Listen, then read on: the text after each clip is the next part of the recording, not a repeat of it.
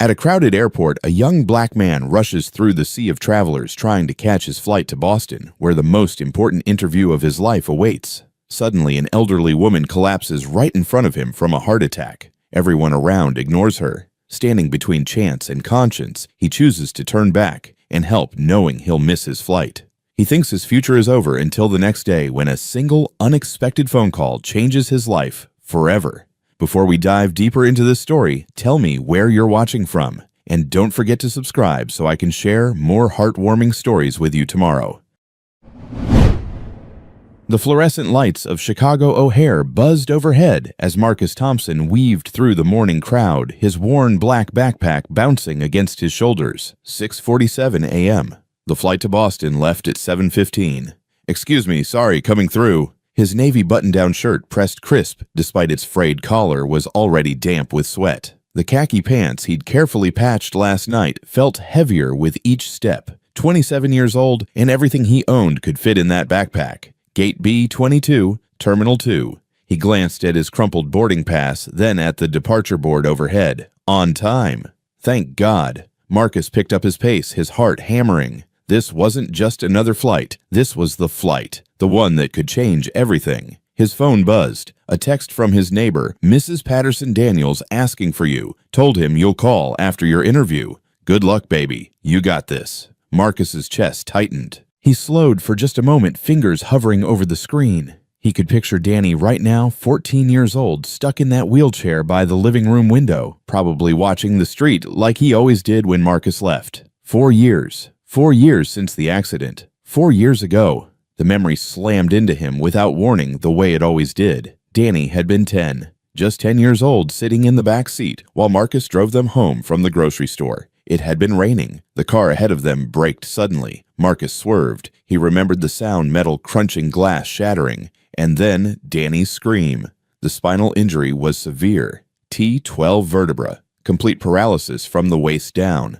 Marcus had sat in that hospital waiting room for hours, his hands shaking, waiting for their mother to arrive. When she finally walked through those doors, her face was already closed off. He knew before she even spoke. The doctor laid it out plainly. Your brother will need lifelong care, physical therapy 3 times a week, a motorized wheelchair, home modifications, special education services. Their father had died 2 years before heart attack at 48. No life insurance, no savings, just debt. Their mother had stared at Danny through the window of his hospital room. 10 years old, tubes everywhere, unable to move. "I can't do this, Marcus." Her voice cracked. "I don't have the money. I don't have the strength. I'm sorry. Mom, we'll figure it out. We can—" "No." She shook her head. "You don't understand. I can't."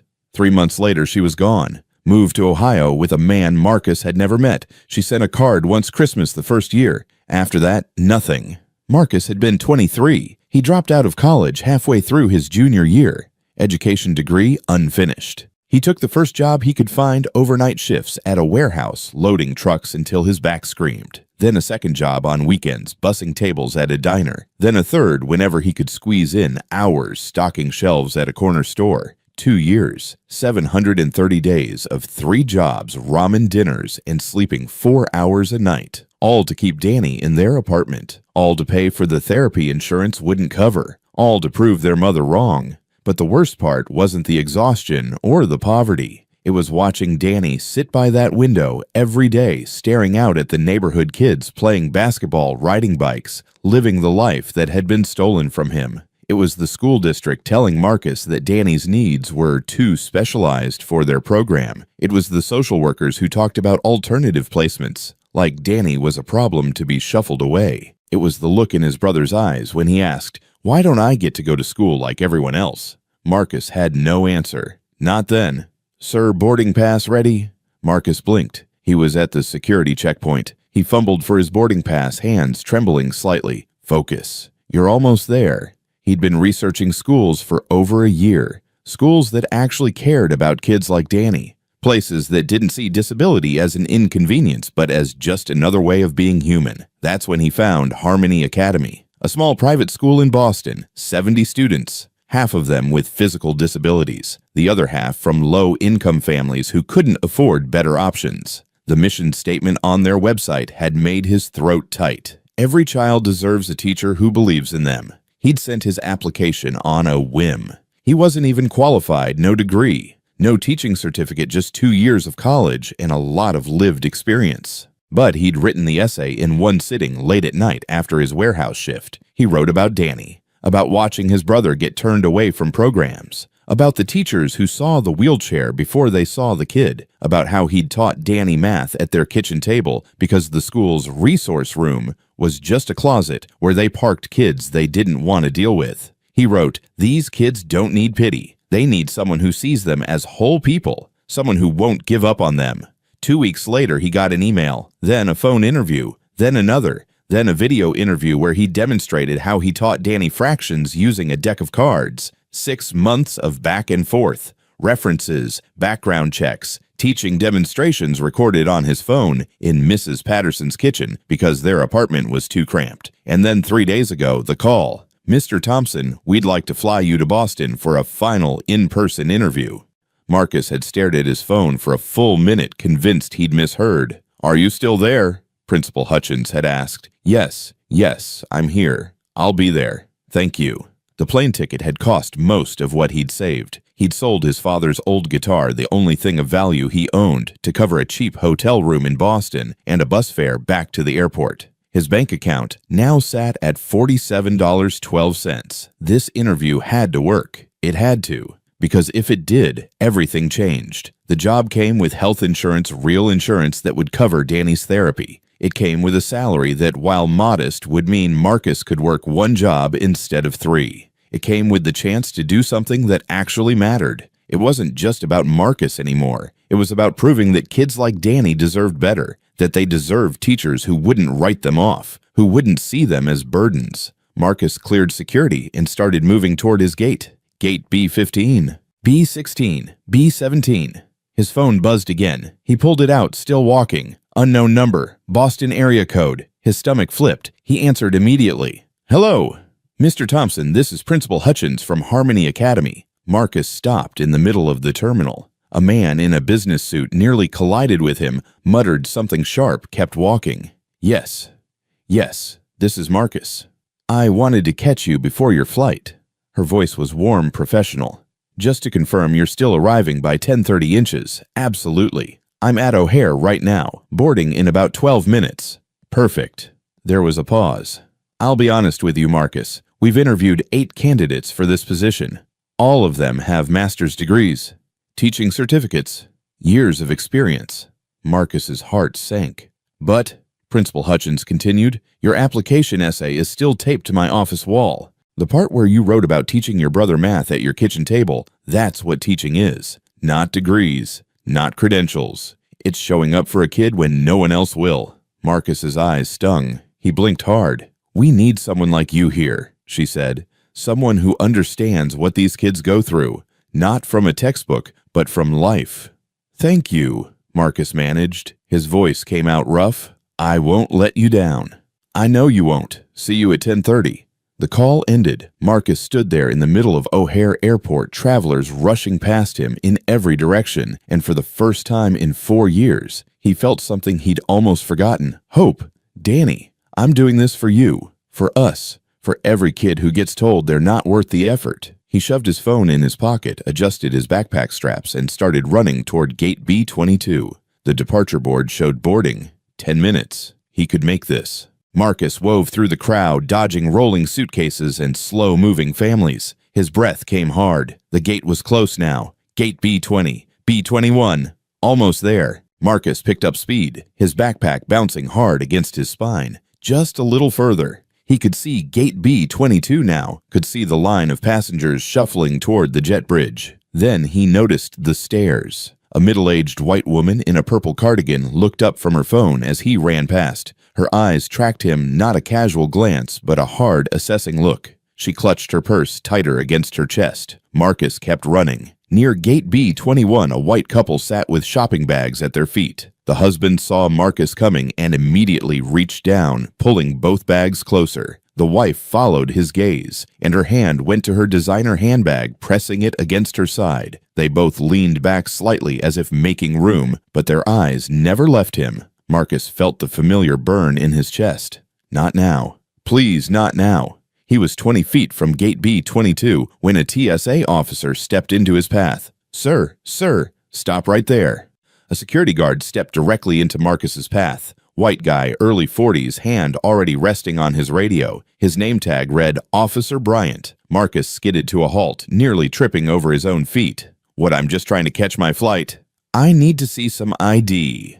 Officer Bryant's voice was flat casual, like he'd said this 1,000 times before. My flight's boarding right now. Marcus pointed toward gate B-22, where passengers were still filing through. I have my boarding pass. ID first. Why, I already went through security. I'm literally just... ID, now. The hand on the radio tightened. Marcus's jaw clenched. His heart pounded, not from running anymore, but from the familiar burn of humiliation rising in his chest. He wanted to argue. He wanted to demand why no one else was being stopped. He wanted to ask why a man sprinting to catch a flight was somehow suspicious when he looked like Marcus, but not when he looked like the white businessman who'd just shoved past both of them without a glance. But he didn't, because he knew how this worked. Marcus slowly reached into his back pocket and pulled out his wallet. He handed over his driver's license. Officer Bryant studied it, took his time, looked at the photo, looked at Marcus, looked at the photo again. Where are you headed? Boston. My gate is right there. Please, I'm going to miss my flight. What's in the backpack? Clothes, toiletries. It's just... Marcus bit back the frustration rising in his throat. It's just my stuff. Open it. You're serious. The officer's expression didn't change. Open it. Behind Officer Bryant, Marcus could see the gate agent at B-22 speaking into the microphone. He couldn't hear the words, but he knew what they were. Final boarding call. His hands shook as he unzipped the backpack. He pulled it off his shoulders, opened it wide. One change of clothes, a toothbrush, deodorant, a folder with printed copies of his resume and teaching philosophy statement, the paperback book he'd been reading on the bus. Officer Bryant poked through it with one finger. Slowly, methodically. What's the purpose of your trip? Job interview. Where? A school. Harmony Academy. Officer Bryant zipped the backpack closed and handed it back. You can go. No apology. No explanation. Just you can go like he'd done Marcus a favor. Marcus snatched his license back and grabbed his backpack. He glanced at the departures board visible from where he stood. 7:14 a.m. 2 minutes. He'd lost 2 minutes. He ran. The gate agent was already speaking into the microphone. This is the final boarding call for Flight 237 to Boston Logan. All passengers must be at the gate immediately. Wait. Marcus shouted, sprinting the last 30 feet. I'm here. As he ran past a row of seats, a white woman in business attire jerked her leather tote bag away from him so violently it knocked over her coffee cup. She didn't even look at the spilled coffee. She just stared at Marcus like he'd tried to grab it. Sorry. Marcus gasped out automatically, though he'd been nowhere near her bag. She didn't respond, just clutched the tote against her chest and turned away. Marcus reached gate B-22, gasping for breath. The gate agent, a young black woman with box braids, looked up, and their eyes met for just a second. There was something in her expression, recognition, understanding. Boarding pass, she said, her voice neutral, but not unkind. Marcus handed it over his hand, still shaking from adrenaline and anger and relief. She scanned it. The machine beeped. You're all set, Mr. Thompson. Straight down cabins on your left. Better hurry. Thank you, Marcus breathed. Marcus stopped 3 steps onto the jet bridge. That sound, that awful, desperate sound. He turned back toward the gate area, scanning the rows of seats. Most passengers had already boarded. The waiting area was nearly empty now, just a few stragglers rolling their luggage toward other gates, a janitor emptying trash cans, a businessman typing furiously on his laptop.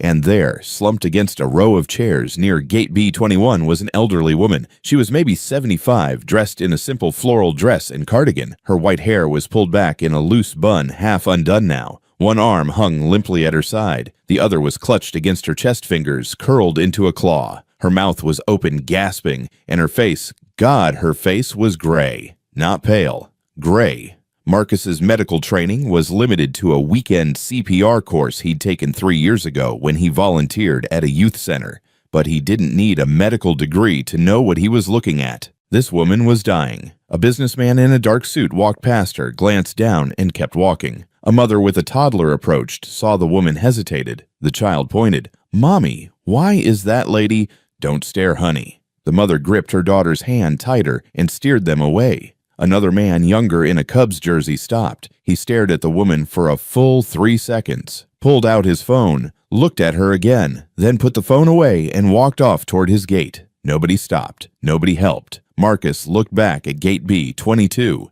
The gate agent was checking her computer screen. The jet bridge was still open. He could see a flight attendant inside the doorway looking down at her watch. His phone was in his hand before he realized he'd pulled it out. 7:13 a.m. The flight was scheduled to leave at 7:15. 90 seconds. The interview is at 10:30. Principal Hutchins is waiting. Danny is waiting. This is everything you've worked for. 2 years of 3 jobs. Every saved dollar. Dad's guitar. All of it leads to this flight. Marcus looked at the woman again. She'd slipped further down her body, folding in on itself. That terrible gasping sound was getting weaker. He looked at everyone's indifferent attitude. He couldn't leave that woman alone. His feet were already moving.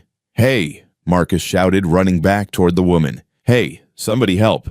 Call 911 inches. A few heads turned. Nobody moved. Marcus dropped to his knees beside her. Up close, it was worse. Her lips were blue. Her eyes were half open, unfocused. Her breathing was shallow, irregular, the kind of breathing that meant her body was shutting down. Ma'am, can you hear me?" No response. Marcus looked up. A middle-aged woman in yoga pants was standing 20 feet away, frozen, staring. "Call 911 inches.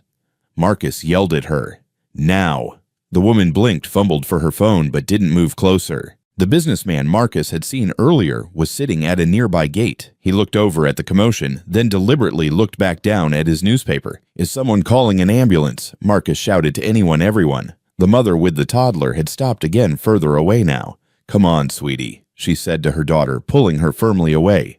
"Don't look, honey. Let's go." A teenager in a hoodie walked up, phone already out. For a split second, Marcus thought he was going to help. Then he saw the red recording light. The kid was filming.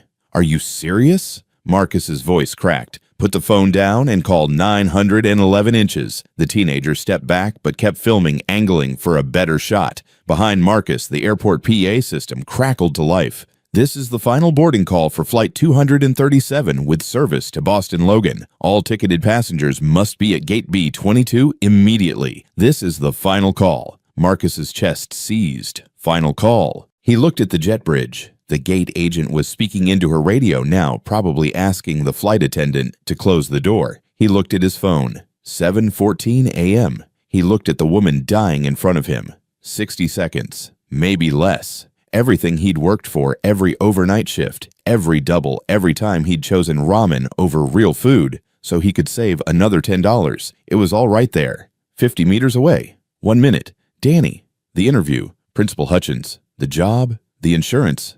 Everything. The woman made a sound. Not a gasp this time. More like a whimper. Her hand twitched against her chest. Marcus thought of Danny. Sitting in that hospital bed 4 years ago, tubes everywhere, completely alone, because their mother had already made up her mind to leave. He thought of the school district administrator who'd told him Danny's needs were too complex, and maybe he'd be more comfortable in a special placement. He thought of every person who'd looked at his brother and seen a burden instead of a kid. He thought of the businessman who'd walked past this woman without even breaking stride. Someone has to stop. Someone has to be the person who gives a damn. Marcus pressed 2 fingers against the woman's neck, searching for a pulse. It was there, thready, irregular, but there. "Ma'am, stay with me," he said, his voice steadier than he felt. "You're going to be okay. Help is coming." He looked up again. The woman in yoga pants was still standing there, phone pressed to her ear, now finally. "Yes, O'Hare Airport," she was saying. "Terminal 2 near Gate B-21. I don't know, an older woman, she's collapsed. Tell them she's not breathing well." Marcus called out. "Possible heart attack or stroke. Her pulse is weak." The woman repeated his words into the phone. The PA system crackled again. "Flight 237 to Boston is now closed. All passengers must be on board." Marcus heard the jet bridge door clang shut. His throat tightened. His eyes burned. It's done. It's over. But his hands kept moving. He tilted the woman's head slightly, making sure her airway was clear. He took off his navy button-down shirt, the one he'd ironed so carefully last night, and draped it over her like a blanket. She was shaking now, her body going into shock. "You're not alone," Marcus said quietly, wrapping his hand around her cold, claw-like fingers. "I'm right here. You're not alone."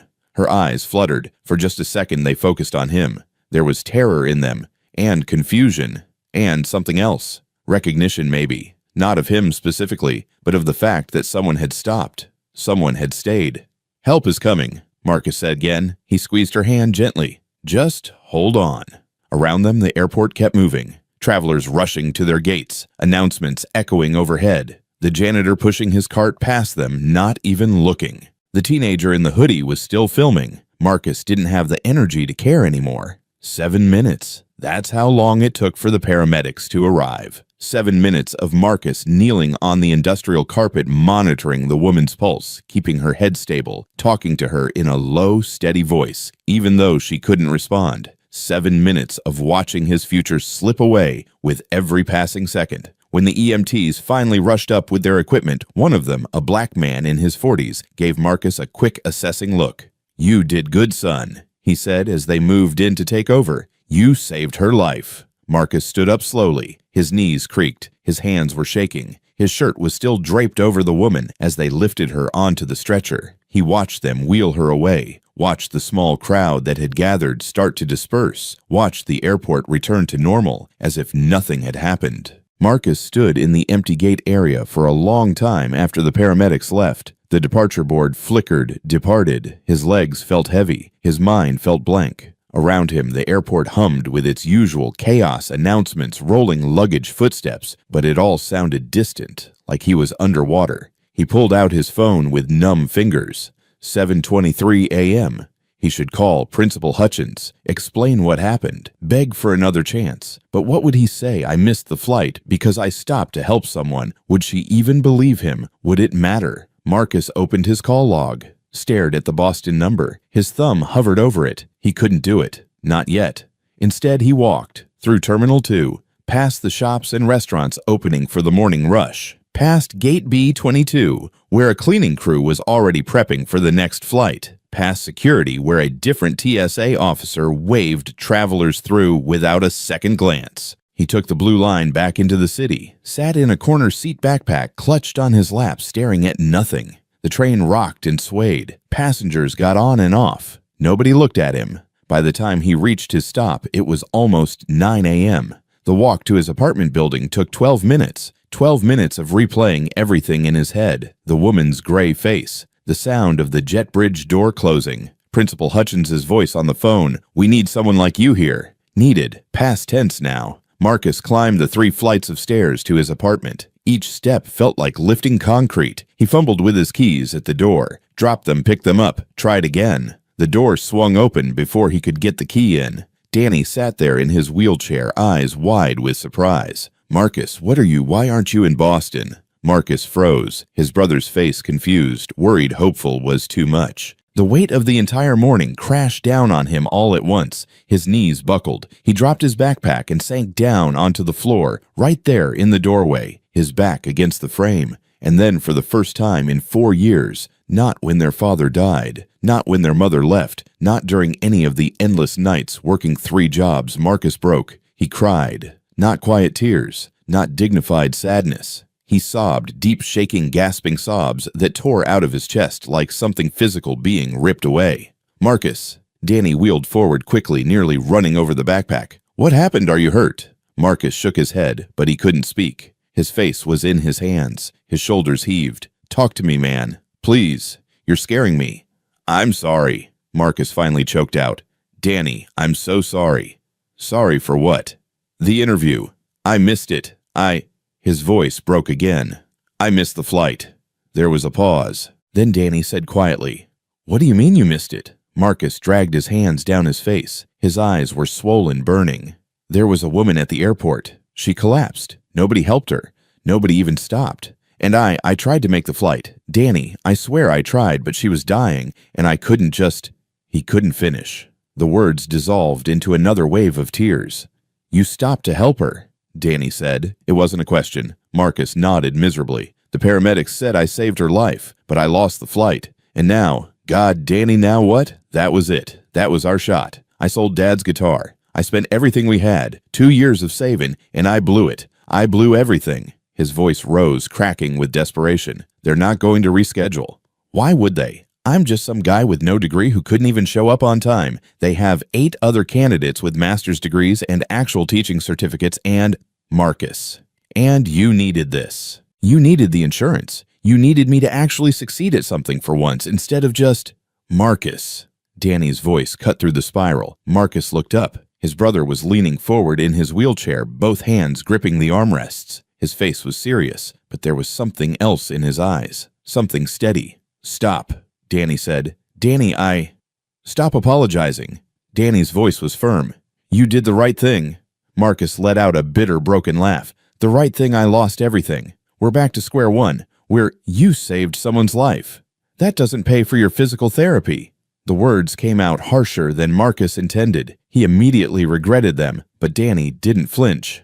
"No," Danny said quietly. "It doesn't."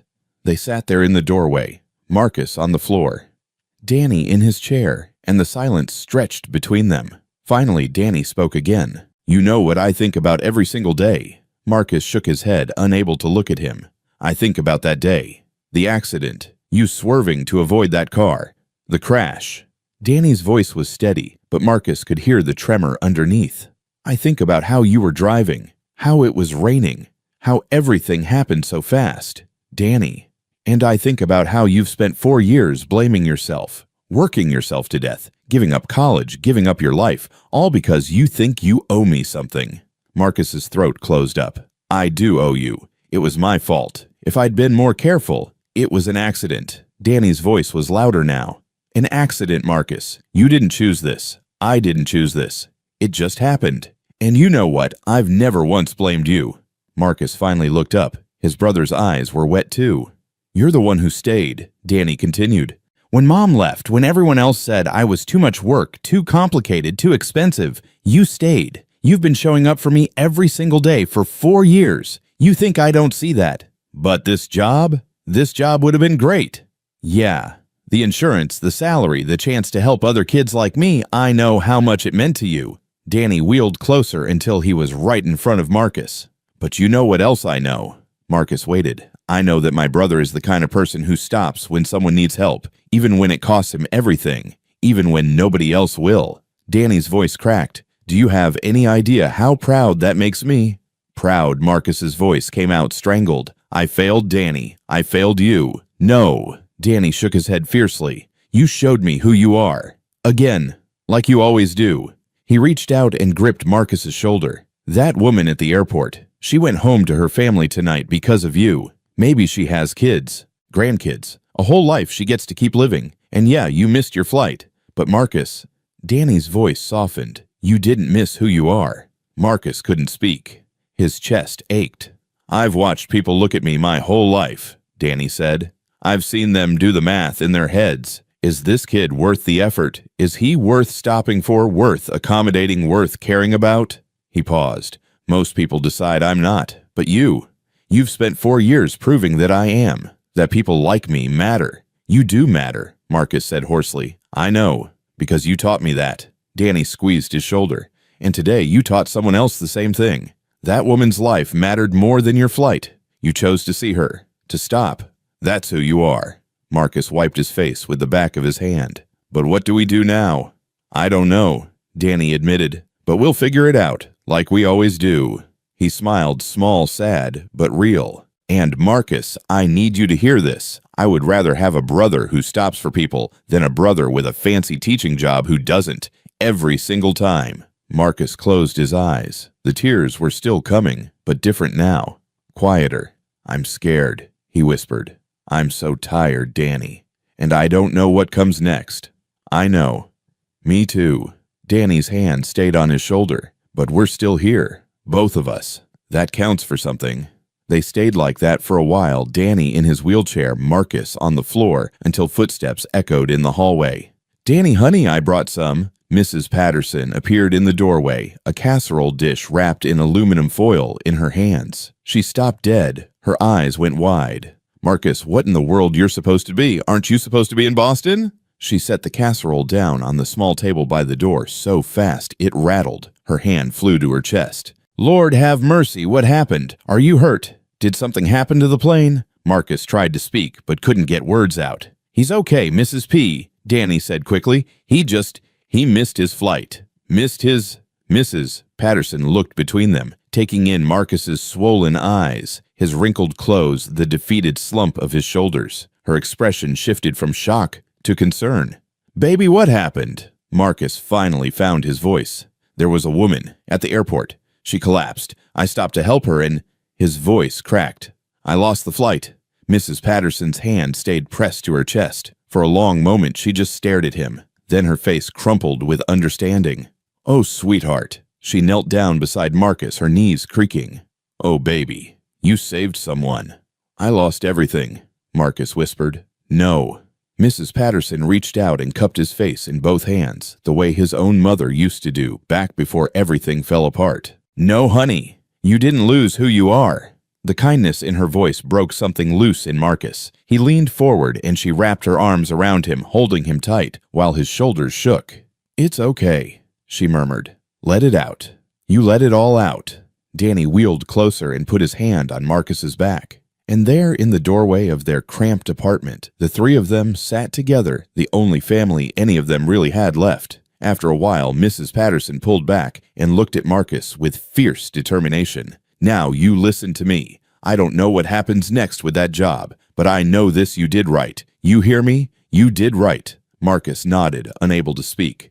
And we're going to get through this. She stood up with a grunt, brushing off her knees. First, you're going to eat. I made extra meatloaf, and I won't hear a word of argument. Yes, ma'am, Marcus managed. As Danny wheeled toward the hallway, he looked back at Marcus. Hey, for what it's worth, I've always trusted your decisions, every single one, even the hard ones. Especially the hard ones, Marcus realized. He stood up, slowly picked up his backpack, and followed his brother inside.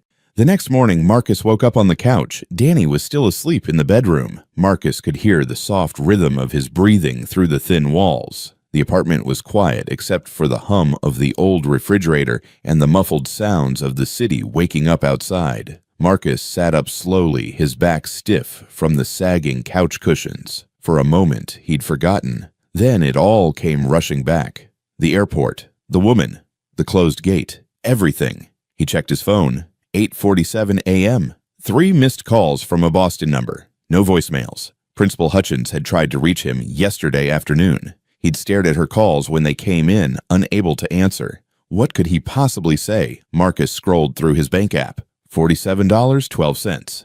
The number hadn't changed, but seeing it this morning felt different, heavier. He needed to figure out what came next. Find more hours at the warehouse. Pick up extra shifts at the diner. Start over. His stomach growled. Marcus dragged himself off the couch and opened the tiny kitchenette cabinet. 2 packets of instant ramen sat on the shelf next to a half-empty jar of peanut butter and a box of Danny's breakfast cereal. He filled a pot with water and set it on the stove. While he waited for the water to boil, Marcus leaned against the counter and closed his eyes. Mrs. Patterson's words from last night echoed in his head. You did right. But doing right didn't pay the bills. It didn't cover Danny's therapy. It didn't fix the fact that Marcus had torpedoed the best opportunity they'd ever had. The water started to bubble. Marcus tore open the ramen packet and dropped the noodles in, watching them soften and separate. His phone rang. Marcus jumped, nearly knocking the pot off the stove. He grabbed his phone, expecting to see the Boston number again.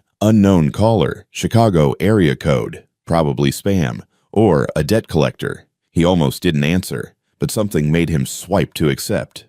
Hello, is this Marcus Thompson? A woman's voice, professional, crisp, not a robocall. Yes, this is Marcus. Mr. Thompson, my name is Jennifer Carver. I'm calling on behalf of Mrs. Eleanor Hayes. Marcus's mind went blank. I'm sorry, who? Mrs. Eleanor Hayes. There was a pause, as if the name should mean something to him. She asked me to reach out to you directly. I don't know anyone named Eleanor Hayes. She's the woman you helped at O'Hare Airport 2 days ago at Gate B21. Marcus's grip tightened on the phone. The woman who collapsed. Yes, Mrs. Hayes would like to meet with you in person, to thank you. Is she? Marcus's voice caught. Is she okay? She's doing very well, thanks to you. Jennifer's tone softened slightly. The doctor said if you hadn't acted when you did, the outcome would have been very different. Marcus exhaled a weight he didn't know he'd been carrying, lifting slightly. I'm glad she's okay. That's all I needed to know. She doesn't need to thank me. I'm afraid Mrs. Hayes is quite insistent. There was a hint of amusement in Jennifer's voice now. She'd like to meet with you today if possible. At her office, 3 p.m. Her office, yes, the Atlantic Airways corporate headquarters, downtown Michigan Avenue. Marcus blinked. Atlantic Airways, the airline. That's correct. Wait, I don't understand. Why would she want to meet at... Mrs. Hayes will explain everything when you arrive. Jennifer's voice was polite but firm. Can I confirm you'll be there at 3 p.m.? Marcus looked around his cramped apartment, at the pot of ramen on the stove, at his backpack still sitting by the door where he'd dropped it yesterday. What did he have to lose? Yeah, he said slowly. Yeah, I can be there. Excellent. I'll text you the address and security instructions. Just give your name at the front desk and they'll direct you to the executive floor. Executive floor. Mrs. Hayes is looking forward to meeting you, Mr. Thompson. The line went dead. Marcus stood there, phone still pressed to his ear, staring at nothing.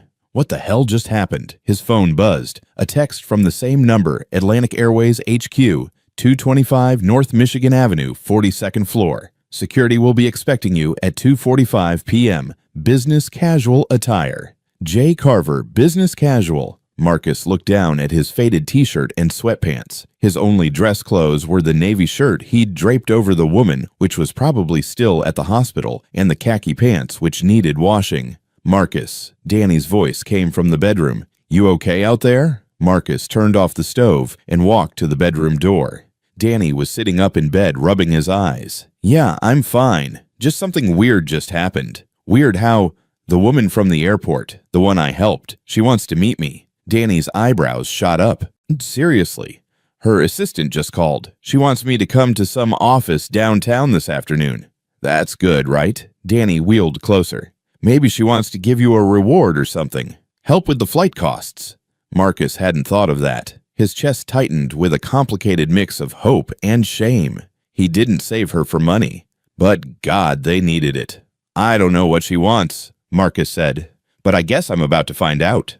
At 2:35 p.m., Marcus stood outside a gleaming skyscraper on Michigan Avenue. He'd borrowed a white button-down shirt from their neighbor's son, a kid who'd gone off to college and left half his wardrobe behind. The shirt was slightly too big, but it was clean and wrinkle-free. His khaki pants were freshly washed. His shoes were the same ones he'd worn to the airport, scuffed but presentable. The Atlantic Airways logo stretched across the top of the building in huge letters. Marcus tilted his head back, trying to see the top floors, and felt dizzy. What am I doing here? He pushed through the revolving doors. The lobby was all marble and glass, with floor-to-ceiling windows that let in streams of afternoon sunlight. People in expensive suits moved through the space with purpose, their shoes clicking on the polished floor. Marcus approached the security desk, feeling massively out of place. Can I help you? The guard looked up from his computer. I'm here to see. Marcus pulled out his phone to check the text. Mrs. Eleanor Hayes. I have an appointment at 3 p.m. My name is Marcus Thompson.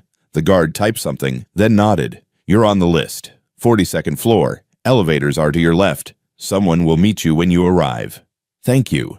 Marcus walked to the elevator bank, his heart pounding. The elevator opened, immediately empty. He stepped inside and pressed 42. The doors closed. As the elevator climbed, Marcus caught his reflection in the polished metal walls. He looked terrified. She just wants to thank you. That's all. 5 minutes, maybe 10. Then you go home. The elevator dinged. 42nd floor. The doors opened onto a reception area that looked like something from a magazine. Modern furniture, expensive art on the walls, a massive window overlooking the Chicago skyline. A woman in a gray suit stood up from behind a sleek desk. Mr. Thompson. Yes, I'm Jennifer Carver. We spoke on the phone. She smiled and extended her hand. Mrs. Hayes is expecting you. Right this way. Marcus followed her down a hallway lined with framed photos, old planes, smiling employees, awards, and accolades. His palms were sweating. Jennifer stopped in front of a large wooden door. Go ahead in. She's waiting. Marcus hesitated. Can I ask, who is she exactly? Jennifer's smile widened slightly. She'll want to tell you herself. She knocked once, then opened the door. Mr. Thompson is here, Mrs. Hayes. A voice from inside, warm, strong, familiar, somehow said, send him in. Marcus took a breath and stepped through the door. The office was enormous. Floor-to-ceiling windows overlooked Lake Michigan, the water stretching out like liquid silver under the afternoon sun. The furniture was modern, but warm. A large mahogany desk, leather chairs, bookshelves lined with aviation history and business volumes. Photos covered one wall, vintage aircraft ribbon-cutting ceremonies, newspaper headlines. And standing by the window, backlit by the sunlight, was the woman from the airport. She looked completely different now. Her white hair was styled in an elegant twist. She wore a tailored navy blazer and cream blouse. Diamond studs glinted at her ears. Her posture was straight, confident, nothing like the crumpled, gasping figure Marcus had knelt beside 2 days ago. But her eyes were the same, sharp, intelligent, and right now focused entirely on him. "Mr. Thompson." Her voice was stronger than he remembered, but there was warmth in it. "Please come in. Sit." Marcus moved forward on unsteady legs and lowered himself into one of the leather chairs facing her desk. She walked over and sat across from him, not behind the desk, but in the chair beside his, close enough to be personal. "I'm Eleanor Hayes." She extended her hand. Marcus shook it. Her grip was firm, steady. "I remember you. From the airport." "I imagine you do." A small smile played at her lips. "Though I wasn't at my best that day. How are you feeling?" "Alive, thanks to you." Eleanor's expression grew serious. "The doctors told me I had a cardiac episode if I'd been alone for even a few more minutes." She didn't finish the sentence. She didn't need to. "I'm glad you're okay." "Are you?" Eleanor leaned back slightly, studying him. "Because from what I understand, helping me cost you quite a bit." Marcus shifted uncomfortably. "I don't know what you mean." "Don't you?" Eleanor's gaze didn't waver. "You missed your flight to Boston. The final interview at Harmony Academy, a teaching position you'd worked 2 years to qualify for." Marcus's stomach dropped. "How do you?" "I had someone look into it." Eleanor said it matter-of-factly without apology. "After I woke up in the hospital and learned what happened, I wanted to know who you were, who the young man was that stopped when dozens of people walked past me. You investigated me." Marcus's voice came out sharper than he intended. "I did." Eleanor didn't flinch. "Your full name was on the paramedic report. From there, it wasn't difficult. I know you were on flight 237 to Boston. I know about the interview. I know about your brother Daniel and the accident 4 years ago. I know you worked 3 jobs and dropped out of college to support him." Marcus stood up abruptly. You had no right." "You're absolutely correct." Eleanor remained seated calm. "I had no right, but I needed to understand something." "Understand what?"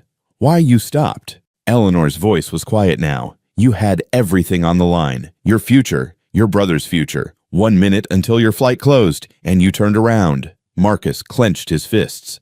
"What did you expect me to do?" "Let you die." "Most people would have." Eleanor stood now, too moving to face him directly. "Do you know how many people walked past me that morning?" Marcus said nothing. "The paramedics estimated at least 40. 40 people saw me collapsed on the floor and kept walking. Some looked, some hesitated. One teenager filmed me." Her voice hardened slightly. "But only one person stopped. Only one person sacrificed everything to help a complete stranger." "I didn't do it for recognition," Marcus said tightly. "I know you didn't. That's exactly my point." Eleanor moved back to her chair and sat down. "Please, sit. Let me explain why you're here." Marcus hesitated, then slowly sank back into his seat. Eleanor folded her hands in her lap. "Do you know what Atlantic Airways is?" "An airline. The 3rd largest in the country, I think." "That's right. I founded it 32 years ago with 1 plane and a dream." Eleanor's eyes drifted to the photos on the wall. "Built it from nothing. We now operate over 400 aircraft, employ 17,000 people, and serve 60 million passengers a year." Marcus didn't know what to say to that. "I've spent 3 decades building this company," Eleanor continued, "focused on profit margins, market share efficiency. We've been very successful by those metrics." She paused. "But somewhere along the way, I forgot something important." "What's that?" "That business is about people, not just passengers or employees or shareholders. People." Eleanor looked at him. "You reminded me of that." "I don't understand." "For the past year, I've been developing a new initiative. Community outreach, a program to help underserved communities, families who can't afford to travel for medical care, students who need transportation for educational opportunities, people with disabilities who face barriers in aviation. Marcus's attention sharpened. I've hired consultants, reviewed proposals, interviewed dozens of candidates to run the program. Eleanor shook her head. All of them had impressive resumes, MBAs from top schools, years of nonprofit experience, but something was missing. I couldn't put my finger on it until 2 days ago, lying on that airport floor. She leaned forward. They understood the program as a concept, but none of them understood it as a calling. None of them had looked at someone everyone else ignored and said, "This person matters. This person is worth stopping for." Marcus's throat tightened. "I want you to run it," Eleanor said simply. The words hung in the air. Marcus blinked. "What?" "I'm offering you the position of Director of Community Outreach for Atlantic Airways." "That's..." Marcus let out a startled laugh. "That's insane. I'm not qualified. I don't have a degree. I've never run anything. I'm just..." "Just what?" Eleanor's voice was sharp now.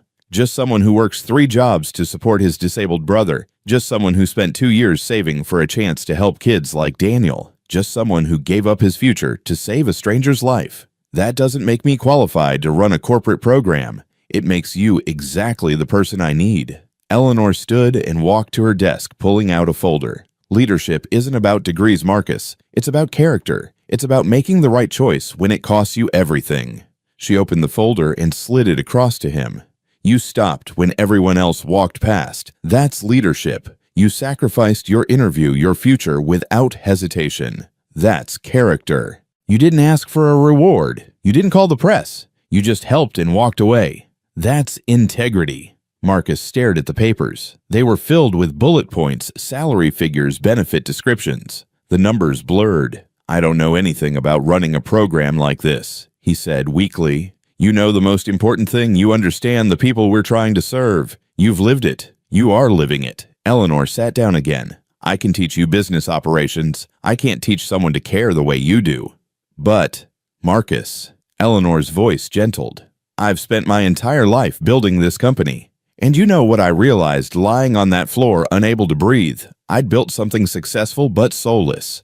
We move millions of people every year, but we'd stop seeing them as people. They're just revenue, statistics, profit margins." She paused, her eyes bright. "You looked at me and saw a human being who needed help. That's what this program needs. Someone who sees people, not problems to solve or metrics to hit." Marcus shook his head, overwhelmed. "I was supposed to be a teacher. That's what I've been working toward. And you still can be." Eleanor leaned forward. "Just on a larger scale, this program will help hundreds of families. Students who can't afford college visits, parents who need to travel for their child's medical treatment, people with disabilities who've been told aviation isn't for them. Danny," she was describing Danny, "and every kid like him." "I can't," Marcus's voice cracked. "This is too much. I'm just a guy who works at a warehouse." "No," Eleanor's voice was firm. "You're the man who turned around when it mattered most. You're the man who chose humanity over opportunity. That's who I need." Marcus looked down at the folder again. The salary listed was more than he made in a year at all 3 jobs combined. The benefits included full health coverage, the kind that would cover Danny's therapy completely. "Why me?" he whispered. "Really? Why?" Eleanor was quiet for a long moment. When she spoke, her voice was thick with emotion. "Because I've spent 32 years building an empire. I've made billions. I've won awards. I've been on magazine covers." She looked out the window at the lake. "But 2 days ago, lying on that floor, do you know what I thought?" Marcus shook his head. "I thought, I'm going to die surrounded by people who are too busy to care. And then you stopped. You, a complete stranger who had every reason to keep running, you stopped." She turned back to him, her eyes wet. "You reminded me what matters. Not the planes, not the profit, the people." She stood and walked to the wall of photos, pointed to one, a younger Eleanor, standing in front of her first plane beaming. "I started this company because I wanted to connect people, to make the world smaller, to help families see each other across distances." Her voice was steady now. "Somewhere along the way, I forgot that. You reminded me, and now I want to build something that honors that reminder, but I can't do it without someone who actually believes it." She turned to face him fully. "Business is supposed to serve people, Marcus, not the other way around. I forgot that. You never did." Marcus sat there, the folder heavy in his lap, his mind spinning.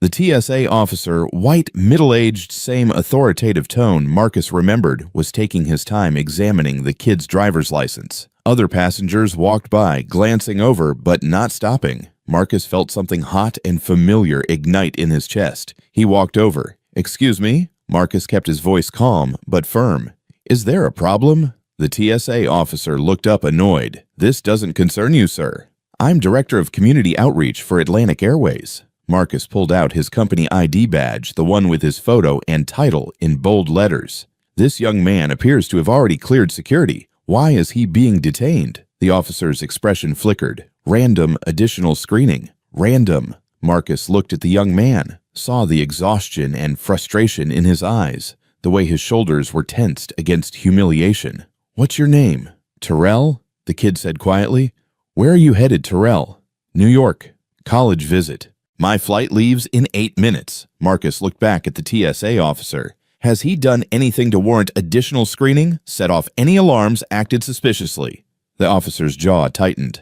"I don't need to explain my—" "Actually, you do." Marcus pulled out his phone. "I'm calling Airport Security Management and Atlantic Airways legal team. We have a zero-tolerance policy for racial profiling, and this certainly appears to qualify." He started dialing. The TSA officer stared at him for a long moment, then shoved Terrell's belongings back into his backpack. "He's clear. Go." Terrell grabbed his bag and looked at Marcus with wide eyes. "Thank you. I thank you." "Go catch your flight," Marcus said. "Good luck with your college visit." Terrell took off running toward his gate. The TSA officer glared at Marcus. "You think you're some kind of hero?" "No," Marcus said quietly. "I just think people deserve to be treated with dignity." He walked away before the officer could respond. His hands were shaking anger adrenaline, the echo of his own experience 6 months ago. But there was something else too, something that felt like the closing of a circle. Marcus made his way to gate B-17 just as passengers started deplaning. Kevin emerged a few minutes later pulling a carry-on. "Marcus, you didn't have to come all the way here." "I wanted to." Marcus took Kevin's bag. "How was Denver?" They talked as they walked back through the terminal about the Denver outreach event, about families they'd helped, about plans for expansion. But Marcus's mind was partially elsewhere. As they passed gate B-21 again, Marcus slowed. "Give me a second," he told Kevin. He walked over to the row of seats where Eleanor had fallen. Someone had left a newspaper on one of the chairs. A family sat nearby, kids playing on tablets while parents dozed. Nothing marked this spot as special. Nothing indicated that 6 months ago a life had been saved here, that a decision had been made that changed everything. But Marcus knew. He closed his eyes for a moment, remembering. The gasping sound, the faces of people walking past, the jet bridge door closing, the weight of that choice. "You okay?" Kevin had followed him over. Marcus opened his eyes and smiled. "Yeah, I'm good." As they headed toward the exit, Marcus pulled out his phone and sent Eleanor a text just at O'Hare, past the spot where it all happened. Wanted to say thank you again for everything. Her response came quickly. "I should be thanking you every day. You didn't just save my life that morning. You reminded me what my life's work should be about." Marcus pocketed his phone as they stepped outside into the cool evening air. Kevin glanced at him. "You know, the team was talking earlier about how different you are from other executives they've worked with." "Different how?" "You actually care."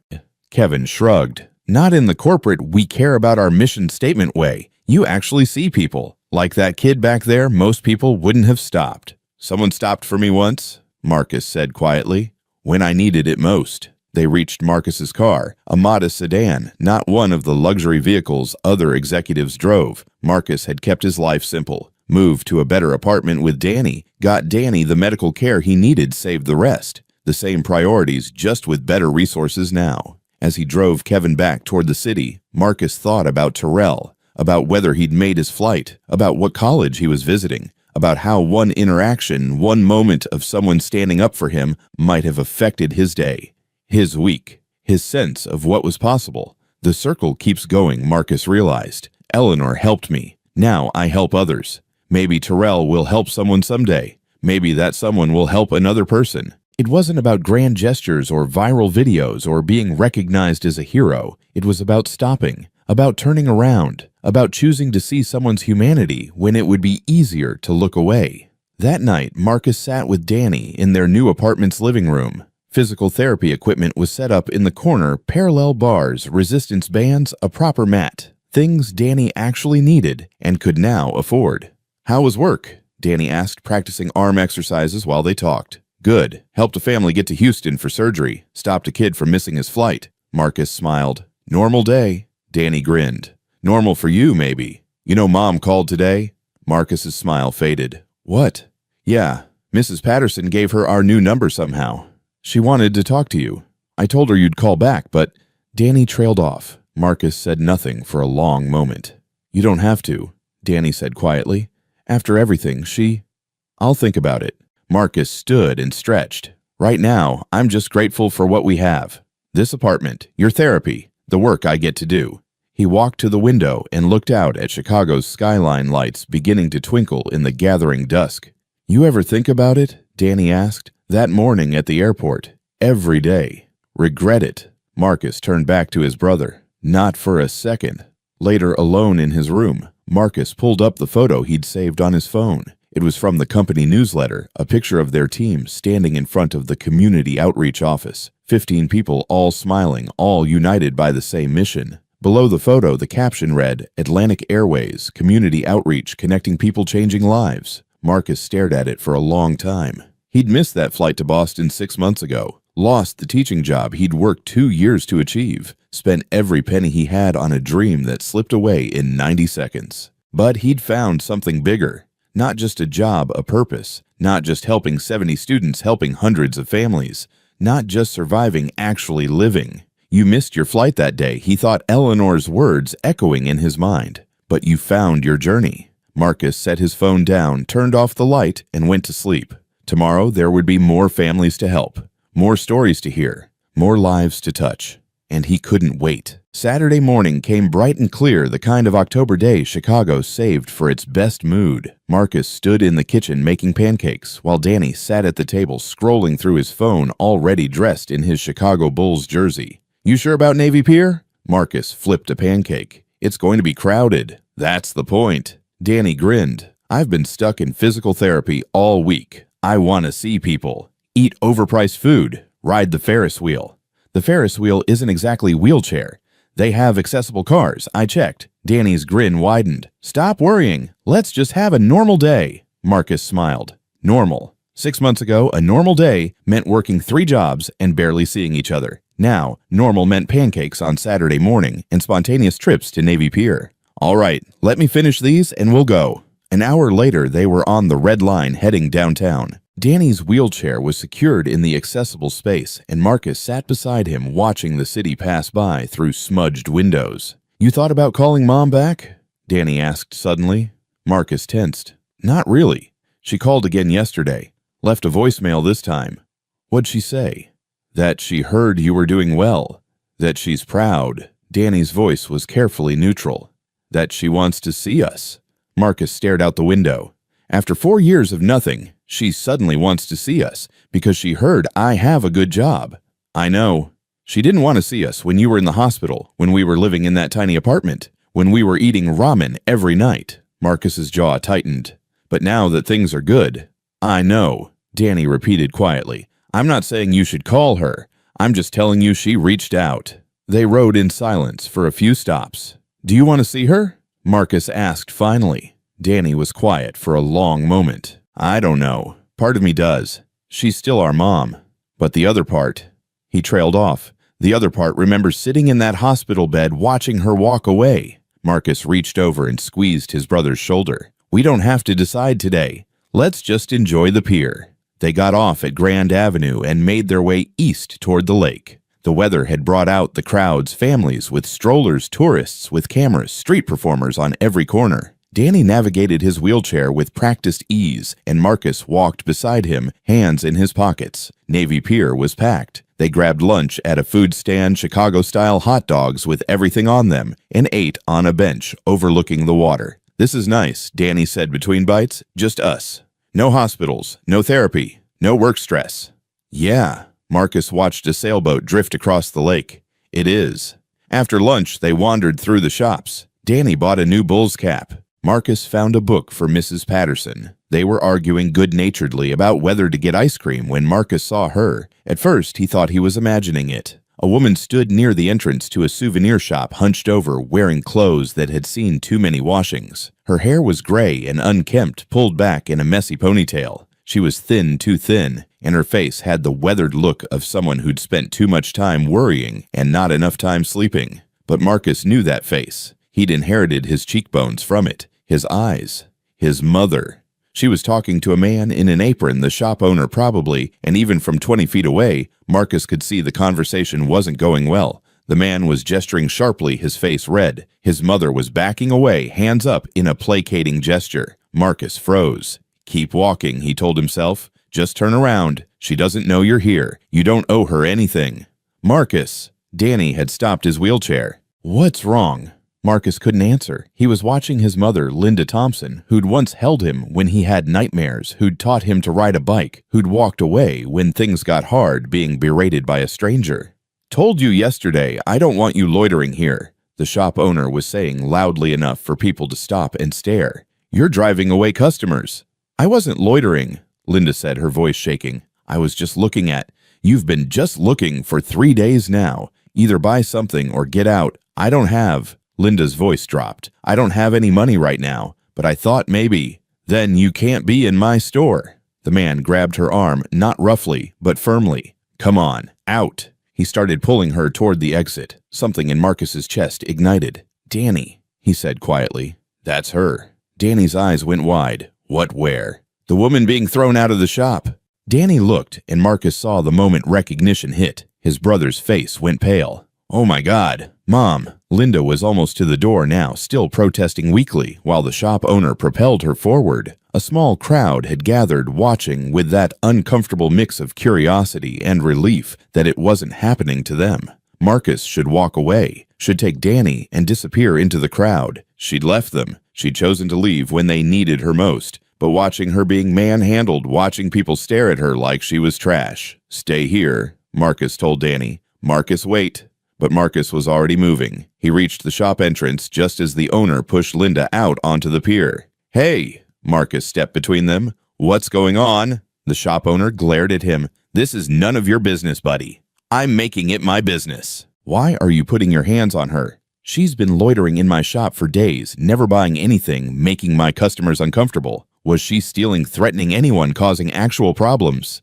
She's homeless. She's driving away business. So you're assaulting her." Marcus's voice was cold. In front of witnesses with security cameras recording. He pointed up at the camera mounted above the shop entrance. The owner's face went redder. "I have the right to refuse service. You have the right to ask her to leave. You don't have the right to put your hands on her." Marcus pulled out his phone. "I'm calling pier security." "Fine." The man threw up his hands. "Fine, just get her away from my store." He stormed back inside, slamming the door. Marcus turned to his mother. Linda was staring at him, her eyes wide. She looked older than he remembered, worn down by 4 years of whatever choices had led her here. Her clothes were clean, but patched. Her shoes had holes in the soles. "Thank you," she said quietly, not yet recognizing him. "You didn't have to." Then their eyes met fully. Linda's face went white. Her hand flew to her mouth. "Marcus." It came out as barely a whisper. Marcus said nothing. He couldn't. All the words he'd imagined saying to her over the years, the anger, the accusations, the questions, they all stuck in his throat. "Marcus." Danny had wheeled up behind them. "It's really you." Linda's eyes moved to Danny, to the wheelchair. Her face crumpled. "Oh God, Danny, you're so grown up." "Yeah, well." Danny's voice was tight. 4 years will do that." Linda started crying. Right there on Navy Pier, surrounded by tourists and families and the smell of popcorn and lake water, she broke down. "I'm so sorry," she sobbed. "I'm so sorry. I never should have. I thought I couldn't." Marcus felt that familiar hot anger rising in his chest. "She's crying. She left us." She gets to cry. But underneath the anger was something else. Something uncomfortable and unwelcome. Pity. Because looking at her now, this broken, desperate woman who'd clearly hit rock bottom, Marcus saw what happened when you ran from hard things instead of facing them. "Marcus," Danny said quietly, "we should go." Marcus should agree, should turn around and leave her here the way she'd left them. But his feet wouldn't move. When did you eat last? The question came out before Marcus could stop it. Linda wiped her eyes, confused. What? When did you last have a meal? She looked down. Yesterday morning. The shelter serves breakfast. Come on. Marcus turned and started walking. Marcus, what are you? Linda followed hesitantly. We're getting you food. They found a quiet restaurant with outdoor seating that could accommodate Danny's wheelchair. Marcus ordered 3 meals without asking what Linda wanted: burgers, fries, drinks. When the food came, Linda just stared at it. Eat, Marcus said. She picked up the burger with shaking hands and took a bite. Then another. Then she was eating like she was starving, which she probably was. Danny and Marcus watched in silence. When Linda finally slowed down, she set the burger down and looked at them with red-rimmed eyes. I don't understand. Why are you helping me? I don't know, Marcus said honestly. After everything her voice cracked. I left you, both of you, when you needed me most. I'm the worst. Yeah, Danny interrupted. You are. Linda flinched. You left me in a hospital bed. Danny continued, his voice steady but cold. I was 10 years old, paralyzed, terrified, and you walked away. You chose some guy in Ohio over your own kids. I thought you'd be better off without me. Linda was crying again. I couldn't handle it. The medical bills, the therapy, the constant doctor appointments. I was drowning, and so was Marcus. Danny's voice rose slightly. He was drowning too. He was 23 and suddenly responsible for everything. But he didn't run. He stayed. Marcus put a hand on Danny's arm. It's okay.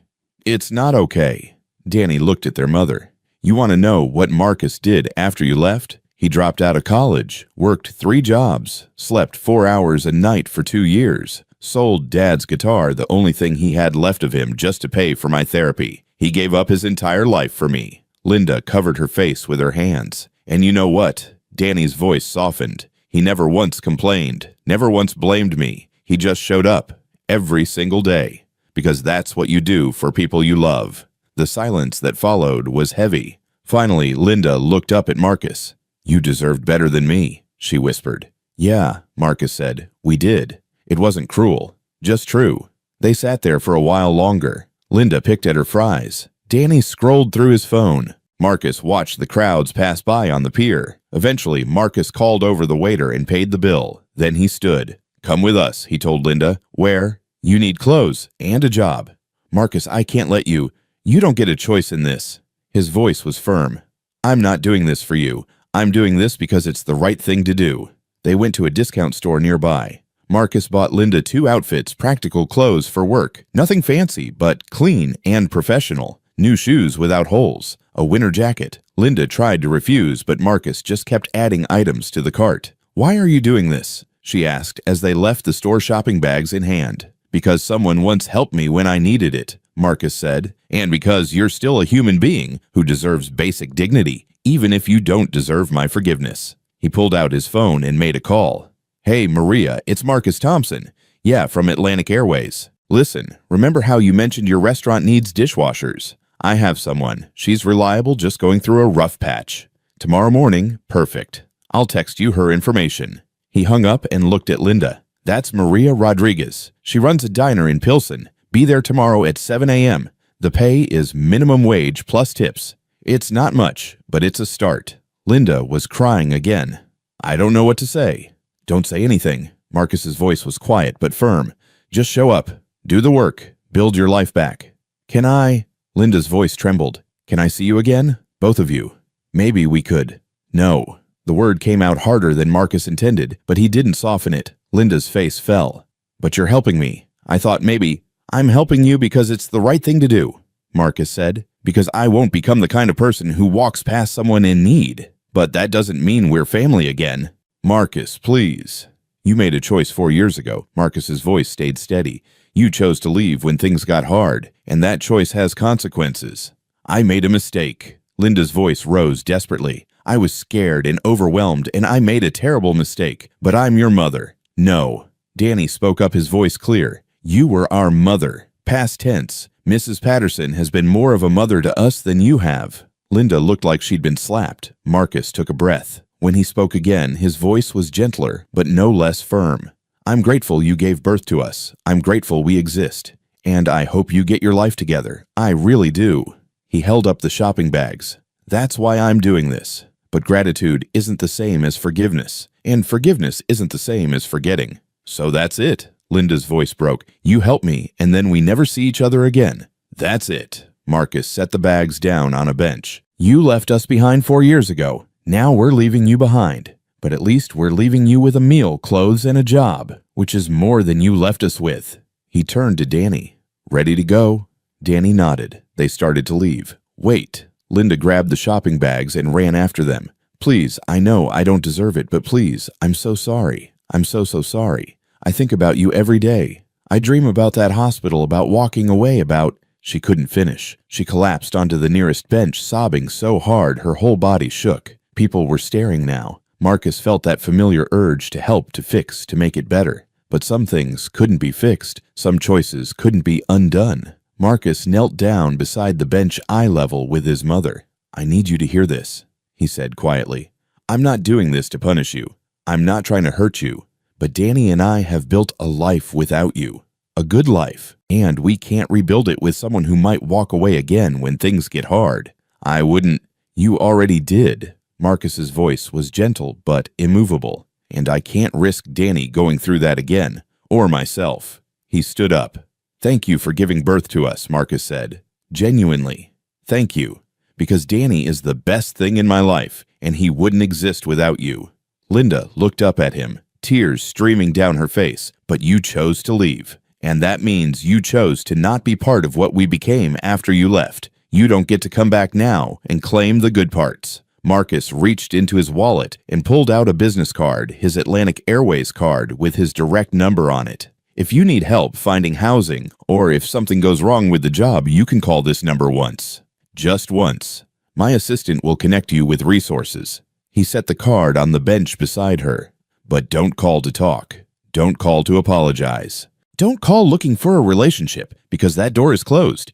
He started to walk away again, Danny rolling beside him. Marcus. Linda's voice cracked. What if I get better? What if I prove I've changed? Marcus stopped but didn't turn around. Then I'll be happy for you, he said, from a distance. They left her there on the bench, surrounded by shopping bags, holding his business card, crying in the October sunshine. Marcus and Danny didn't speak until they were blocks away, near the Red Line entrance. You okay? Danny asked finally. Marcus wasn't sure. His chest felt tight. His eyes burned. But underneath all of that was something solid, something certain. Yeah, he said. I think I am. That was really hard to watch. Yeah, but it was the right thing. Danny looked up at his brother, helping her, but also walking away. Marcus nodded. You can be kind to someone without letting them hurt you again. They caught the train home, sat in comfortable silence as the city passed by outside. That night, after Danny had gone to bed, Marcus sat in the living room thinking about his mother, about the woman she used to be and the woman she'd become, about choices and consequences and the thin line between compassion and enabling. His phone buzzed, a text from an unknown number. This is Maria Rodriguez. Your friend's mother came in for the job. Started her tonight, actually. We had a rush and needed help. She's doing okay. Wanted you to know. Marcus typed back, Thank you, Maria. I appreciate it. You're a good son.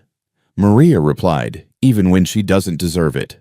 Marcus set his phone down. He wasn't sure if he was a good son, but he knew he was the kind of person who stopped when someone needed help, even when that someone had hurt him, even when it was hard. That was enough. That had to be enough. Outside, Chicago hummed with its usual Saturday night energy. Somewhere out there, his mother was washing dishes in a diner starting over. Somewhere out there, families he'd helped through Atlantic Airways were living lives they almost lost. Somewhere out there, Terrell was probably touring colleges, his path made a little easier by one moment of someone standing up for him. And here, in this apartment he shared with his brother Marcus, sat in the quiet and felt something close to peace.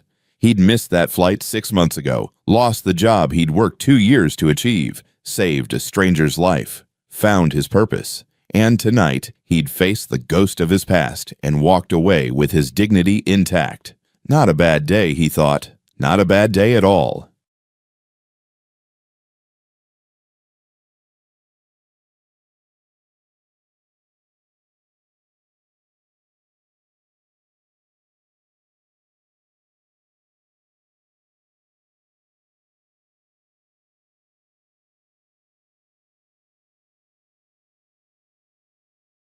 Join us to share meaningful stories by hitting the like and subscribe buttons. Don't forget to turn on the notification bell to start your day with profound lessons and heartfelt empathy.